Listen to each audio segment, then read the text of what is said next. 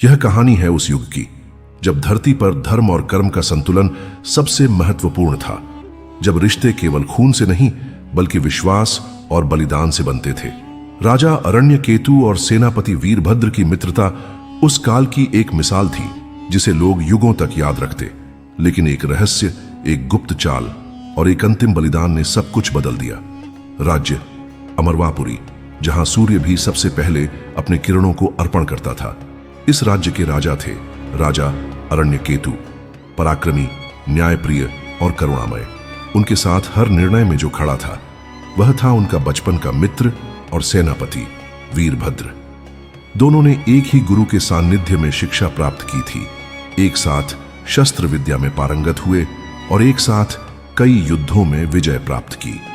अरण्यकेतु का राज्य विस्तार वीरभद्र के युद्ध कौशल और रणनीति के बिना संभव नहीं था। राजा ने दरबार में एक बार कहा, जिस प्रकार शरीर में हृदय है उसी प्रकार मेरे राज्य में वीरभद्र है। उसकी मित्रता मेरे प्राणों से भी ऊपर है। संपूर्ण राज्य इस मित्रता की गाथा गा रहा था। जनता उन्हें राम लक्ष्मण की जोड़ी कहती थी, पर किसे पता था कि समय की छाया किसी को नहीं बख्शती। एक दिन दरबार में ऋषिबाल मुनि आए। वे एक प्रसिद्ध तपस्वी थे जो भविष्य की घटनाओं को देख सकते थे। उन्होंने अरण्यकेतु से कहा, राजन, समय परिवर्तनशील है। जो आज सबसे निकट है वही कल सबसे बड़ा धोखा दे सकता है। अपनी आंखें खोलिए और सत्य को खोजिए। राजा हंसते हुए बोले, ऋषिवर, जिसने मेरे लिए अपने प्राण दांव पर लगा दिए, क्या वह मुझे धोखा देगा? ऋषि शांत स्वर में बोले, मैं नाम नहीं बताता, केवल चेतावनी देता हूं। जो आज विश्वास का प्रतीक है वही कल परीक्षा बनेगा। यह वाक्य राजा के मन में गूंजता रहा, पर मित्रता का भाव उस आवाज को दबा देता था। राजमहल के विस्तार के दौरान एक दिन एक पुराना गुप्त तहखाना मिला। उसमें एक ताम्रपत्र था जिस पर लिखा था, जिससे तुम आंख मूंद कर प्रेम करते हो वही तुम्हारे अंत का कारण बनेगा। राजा ने वह ताम्रपत्र वीरभद्र को दिखाया। वीरभद्र ने हंसते हुए कहा, राजन, ये अतीत की डरावनी कहानियां हैं।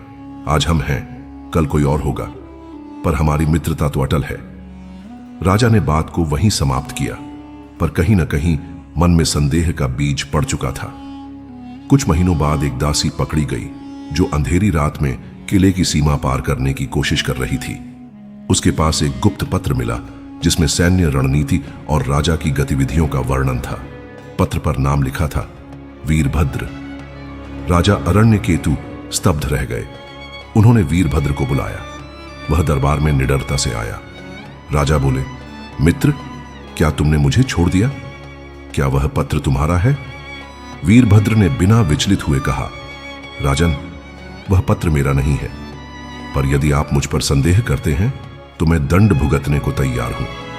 राजा ने कहा, मैं संदेह नहीं करता, पर प्रजा की सुरक्षा मेरी प्राथमिकता है। तुम्हें 7 दिन दिए जाते हैं, सत्य सिद्ध करो। वीरभद्र ने केवल इतना कहा, मैं सत्य के साथ हूं, चाहे मेरा अंत ही क्यों ना हो। वीरभद्र गुप्त रूप से अमरवापुरी से निकल पड़ा और पहुंचा काली पर्वत के समीप स्थित मृत्यु गुफा में।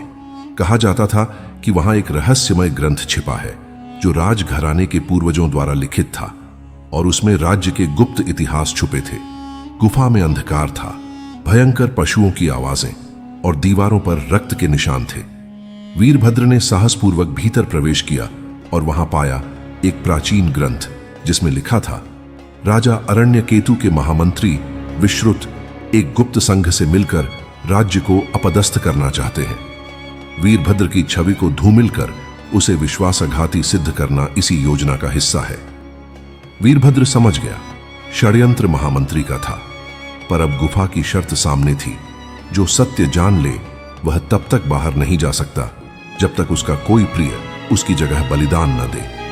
वीरभद्र ने गुफा में ही एक संदेश ताम्रपत्र पर लिखा और एक प्रशिक्षित कबूतर को भेजा। उसमें लिखा था, राजन, मैं गद्दार नहीं हूं। सत्य गुफा में है, पर मैं अब बाहर नहीं आ सकता। आप केवल महामंत्री को परखिए। मेरा अंतिम प्रणाम।